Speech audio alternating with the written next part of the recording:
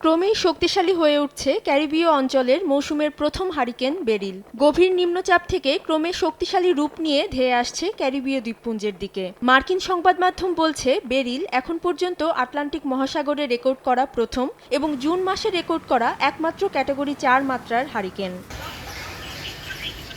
Hurricane মোকাবিলায় এরই মধ্যে নেওয়া হয়েছে নানা প্রস্তুতি। উপকূলের বাসিন্দাদের সরিয়ে নেয়ার পাশাপাশি শুকনো খাবার সংগ্রহে বিভিন্ন সুপার শপে ভিড় করছেন দ্বীপের বাসিন্দারা। এছাড়া আপৎকালীন পরিস্থিতির জন্য মজুদ রাখা হচ্ছে জ্বালানি তেল।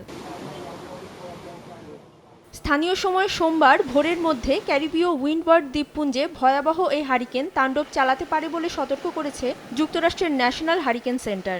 এ সময় উপকূলীয় অঞ্চলে 6 থেকে 9 ফুট উচ্চতার জলোচ্ছ্বাসের আশঙ্কা করা হচ্ছে। বর্তমানে হারিকেনটি দক্ষিণ পূর্ব বার্বাডোস উপকূলের খুব কাছাকাছি অবস্থান করছে। নগদের কাছে সব গ্রাহকই প্রিয়, তাই তো সারা দেশে ক্যাশ আউট চার্জ সবচেয়ে কম। 2004 সালের হারিকেন ইভানের পর অঞ্চলটিতে এটি সবচেয়ে ভয়াবহ হারিকেন হতে পারে বলে মনে করছেন আবহাওয়াবিদরা। বেরিলের প্রভাবে ভারী বৃষ্টিপাত এবং জলোচ্ছ্বাসের আশঙ্কা করা হচ্ছে। এতে উইন্ডওয়ার্ড দ্বীপপুঞ্জে দেখা দিতে পারে ভয়াবহ বন্যা। অধরা শ্রেয়সী অথই, সময় সংবাদ।